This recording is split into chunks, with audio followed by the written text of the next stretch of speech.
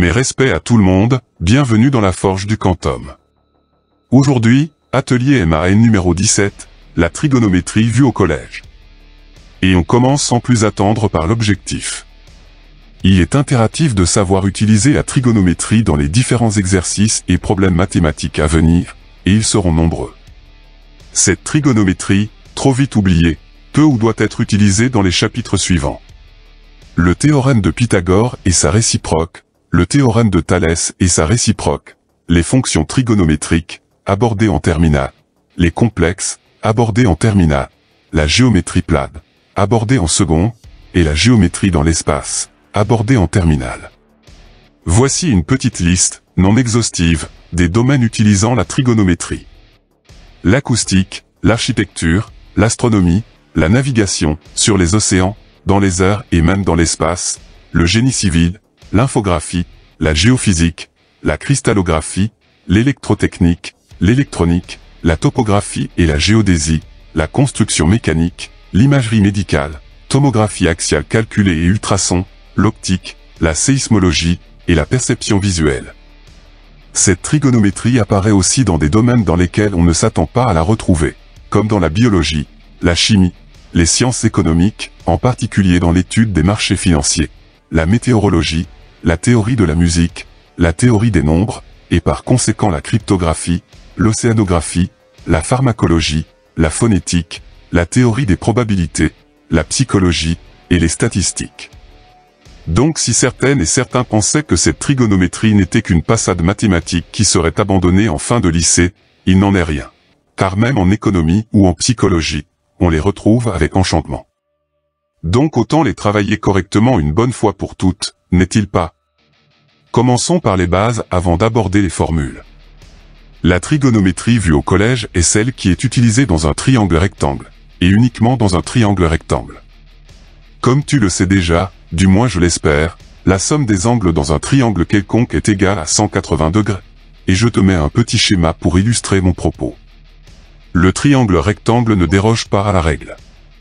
Seulement, ce triangle particulier a un angle droit ici, valant 90 degrés, ce qui entraîne que la somme des deux autres angles, notés alpha et bêta, sera égale à 90 degrés. Par définition, le triangle rectangle possède un seul angle droit, de 90 degrés. L'hypoténuse est le plus grand côté du triangle. En face de cet angle droit, le côté adjacent d'un angle est le côté qui est en contact avec l'angle. Le côté opposé d'un angle est donc le côté en face de l'angle. Je vais m'arrêter un instant sur ce concept de côté adjacent et côté opposé, car ça change en fonction de l'angle utilisé. Je reprends la figure précédente. L'hypoténuse sera ici, en face de l'angle droit, et je vais marquer l'angle B. Le côté adjacent à l'angle B sera celui qui va être au contact de l'angle, c'est-à-dire le côté AB.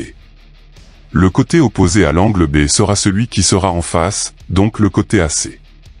Reprenons la figure, hypoténuse ici, mais je vais cette fois-ci marquer l'angle C.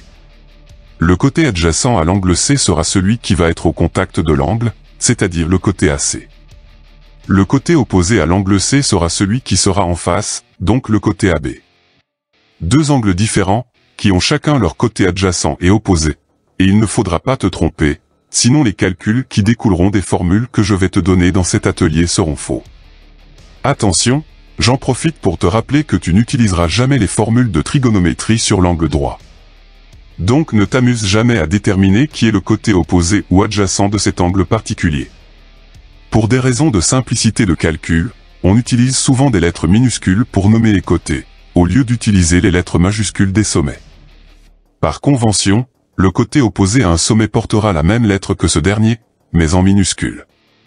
Le côté noté petit a sera en face du sommet noté grand A, le côté noté petit b sera en face du sommet noté grand B, et le côté noté petit c sera en face du sommet noté grand C. Je t'affiche sur l'écran une petite figure qui image mon blabla. Attention, dans les figures un peu plus complexes, cette simplification n'est pas possible. Par exemple dans ce schéma, le côté petit b est le côté AC, ou le côté CD. Après, tu peux toujours écrire que dans le triangle ABC, petit b est égal à AC. Puis quand tu devras travailler sur le triangle BCD, tu indiques que petit b est égal à CD.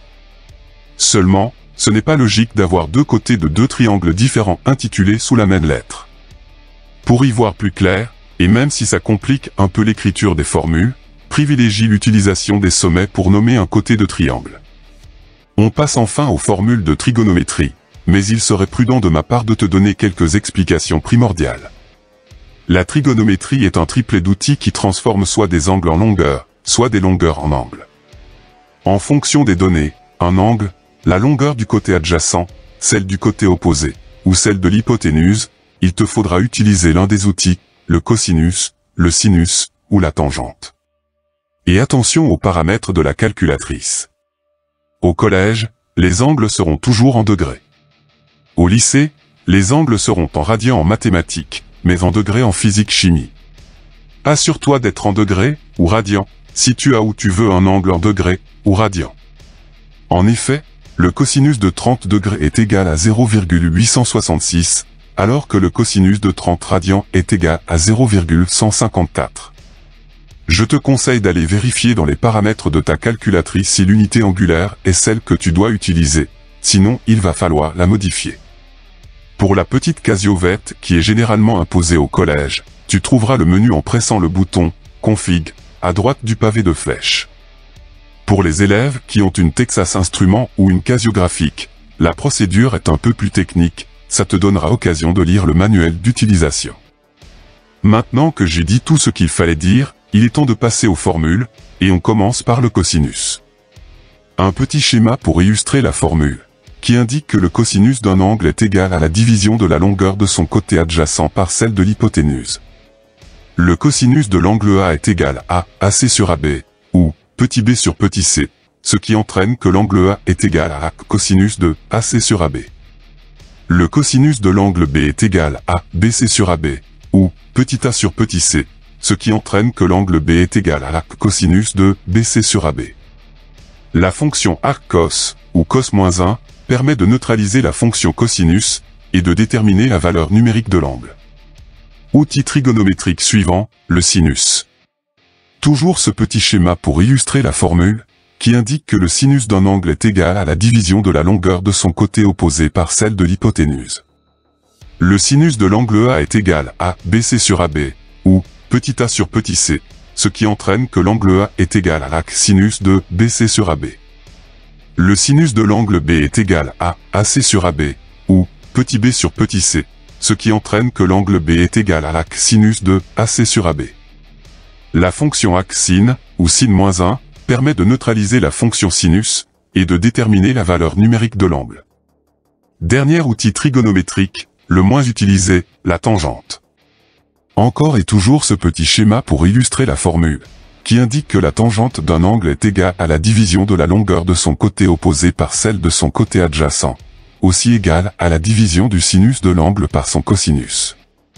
La tangente de l'angle A est égale à BC sur AC, ou petit a sur petit b, ce qui entraîne que l'angle A est égal à tangente de BC sur AC. La tangente de l'angle B est égale à AC sur BC, ou petit b sur petit a, ce qui entraîne que l'angle B est égal à tangente de AC sur BC.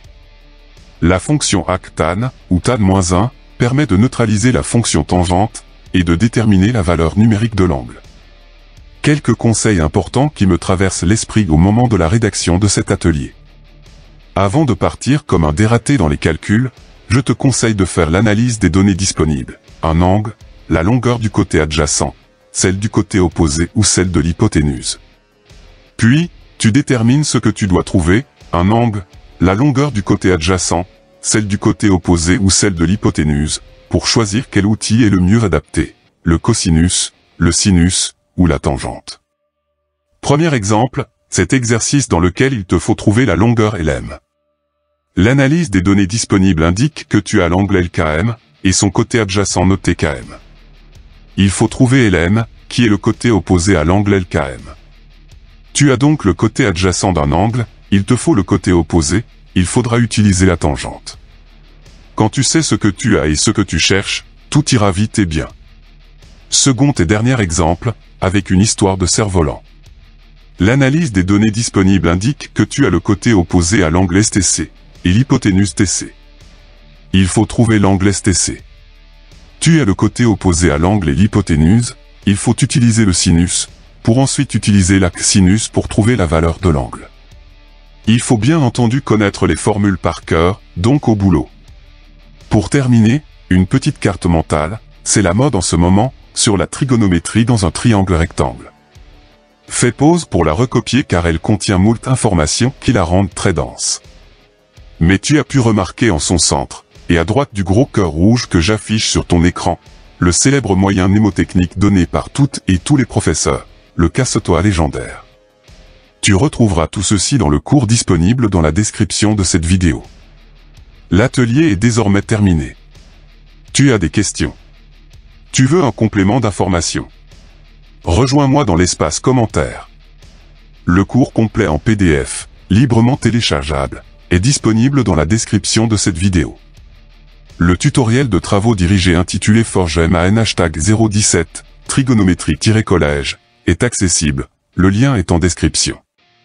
Je t'explique comment forger des exercices dans les règles de l'art. À tout de suite. Tchuss.